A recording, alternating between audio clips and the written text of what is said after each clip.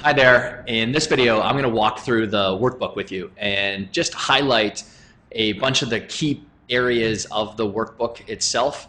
And the version that you're looking at and the one that you've downloaded might look slightly different than the one I'm walking through, but that's only because it's a living, breathing document.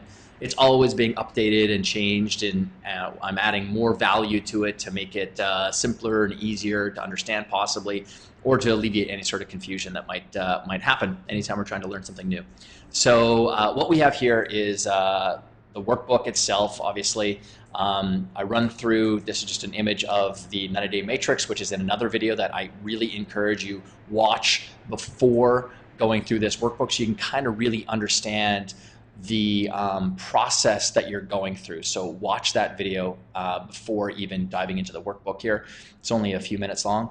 The very first section is all about getting concrete. The purpose of it is anytime we're trying to improve someone's performance, whether it's sports or business, I want to get the data. I want to just get the numbers. So the way that we have the question structured in this section is to just help you get the metrics on your past, whether it was your year or whether it was the last few months, because we're starting a brand new 90-day year. We typically dive in with a lot more information at the end of a year, because when we run the Level Up 75, which you'll learn about, don't worry about it not knowing what it is if you're not familiar with it, but when we run that Level Up 75, that's just to really get a good lens on the last 90-day year that we've just gone through. But this workbook is really structured for doing an end-of-year analysis, but we can definitely use it for the ends of our 90-day years. So we're just getting the numbers here so that we can dive into the metrics of our past, whether they're good ones or whether they're ones that we're not really happy with. So you can see in this part where I'm just getting you to rate on scales of really 1 to 10 where you are with your lead generation, your conversion for your business, your human resources, even market research, because market research is really important. That's where we actually know if we're creating products and services that are going to totally hit the needs of our clients, customers, whoever it is that you're serving, and on and on. The great thing about this section, though, is where you have areas of weakness, that could also determine what we get into later on in this workbook, where we're deciding on what goals we should really be going after, because this stuff right here informs that part of the process.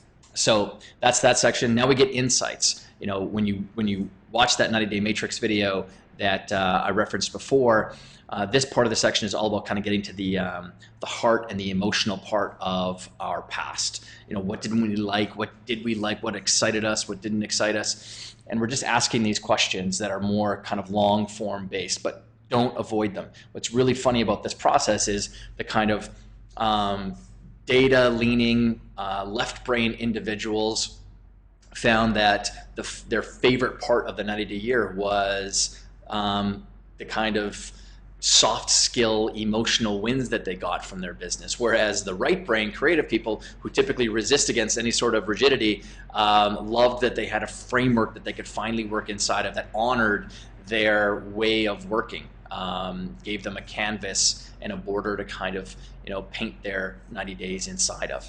So this is just again getting through that long form part of what we liked, what we didn't like, and so forth. Don't skip this. It's really important to really connect to that next phase, which is getting into the vision and the theme part of the 90-day year. Now we get into this next section, which is all about let's get our vision. And this part is now looking forward. Remember, a goal is only within 90 days. Anything beyond 90 days, that's a vision. That's not a goal by any stretch of the imagination. A goal is something that you can hit and you can target. And based on research and studies, 90 days is the horizon line to the imagination and to the motivational factor inside of us. So that is the target endpoint always, is 90 days. But it doesn't mean that we can't try and think about what we would like to be working towards 3 or 5 years from now. But that's more ethereal. It's an idea, but a great idea or a strong idea or a heartfelt idea or a passionate idea, something that you're really engaged in both mentally and emotionally and then physically as well with the way that you do your work, is a powerful thing. So we're trying to unpack that stuff. Now, if you don't have a vision, that's fine. That's fine. I've said this in many other videos in the past that some of the most amazing entrepreneurs, athletes I've worked with, they didn't have visions by any stretch of the imagination. They just either really liked what they were doing, loved what they were doing, they were curious about it, they wanted to learn more about it, they acted more like a scientist in a lab, a mad scientist, just churning up the experience of working towards it. So don't beat yourself up if you don't have that big, strong vision. I didn't have a big, strong vision when I started working with athletes and the peak athlete. It developed over time. It developed from the hustle. I got feedback loops coming in, and I was like, oh, this is amazing. And it fed, the ideas of where I thought I could then take it further. So it doesn't mean that we can't try and dig just a little bit. So that's getting to our vision, and then what we want to do by the end of this part of it is essentially establish a theme for our 90 days. And what that means is the theme is the organizing idea of the 90-day year that you're embarking on. What is it going to be about? Is it going to be about revenue and growth? Is it going to be about HR systems? Is it going to be about building an audience? Typically, it's just a word or two words. And the examples I was just giving were kind of more concrete-y ones. They were, I was saying marketing or audience. Those are like things that that you can be focusing on. It could be the other side too. It could be more of a way that you're attacking. It could be like, this is the 90 day. This 90 days is going to be all about hustle. So which is essentially hard work. It's going to be all about taking action. It's going to be all about persistence. It's going to be all about getting the hell out of my own way. Whatever the thing is, with that just really organizes the idea in your head of what you're going to be really pursuing. Then what you do from that organizing theme, we use an 80-20 rule. 80% of the goals that you go after within that theme should be linked up to that umbrella word of the theme. 20% fall outside of it. So to give you an example, with athletes, if the 90 days sprint that we'd be going on with them, because we called it sprints, I call it sprints with athletes. If that 90-day sprint was all about them developing speed and quickness, 80% of all of the time they have available to practice their skills is going to be devoted towards speed and quickness drills, honing those. The remaining 20% is going to be devoted towards them maybe maintaining or improving all of the other parts that it takes to be successful as an athlete with whatever sport they're in. So if it's soccer, maybe they're going to be continuously practicing that 20% of their time. They'd be devoted towards practicing their free kicks or their passing skills or their defensive skills. But 80% is under the theme of speed and quickness. So if they have 10 hours a week to practice, 8 hours is devoted to speed and quickness drills, 20% is devoted towards maintaining the level of performance they already have in those other key areas.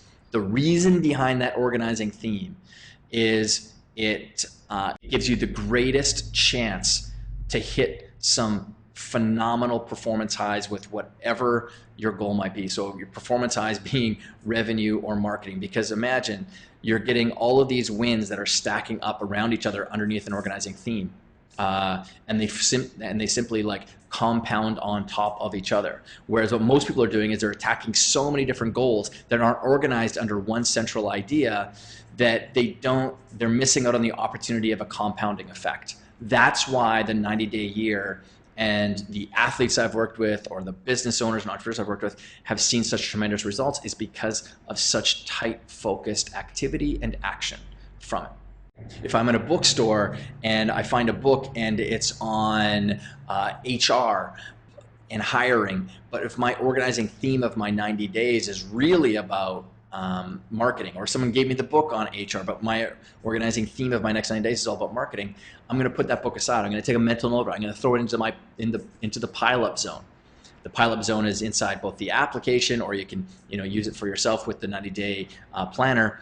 But it's just ideas that we're going to store off till later. It's not my area of focus right now. It's there. It's waiting for me for whenever the time comes that it's going to be valuable. But My decisions are nicely constrained to the theme itself. So after we get done this part of our 90-day year, now we're going to get our blueprint, and this is where we actually get into our goals, and we start to unpack all the goals and projects that we want to work on. And I use this high impact goal tournament as the method to do it, and you're just listing out all of the goals that again you would like to shoot for, you'd like to go after, and then you're going to compare them against each other and face them off just like any tournament. Which of these two goals would win in this scenario? And you advance it through the 90 days. And then after you get to the round 3, the question that we're constantly asking ourselves as we're going through this is, do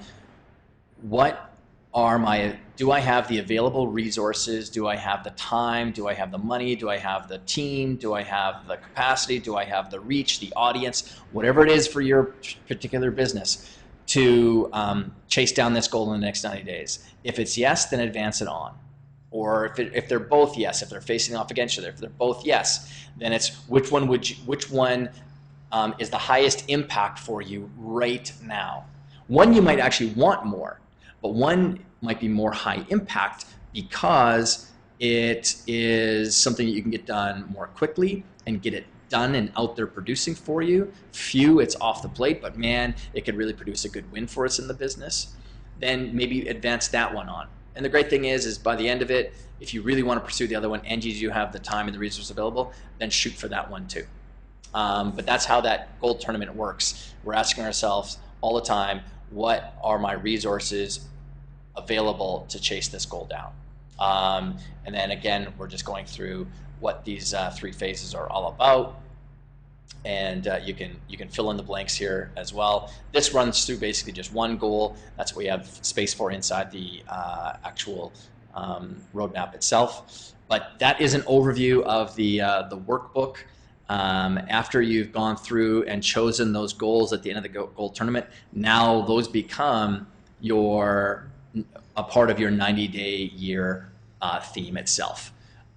And one goal might be worked on before another goal, and that's fine. Those are just goals that you want to try and achieve within this next 90 days. Again, if you've got questions, please let us know.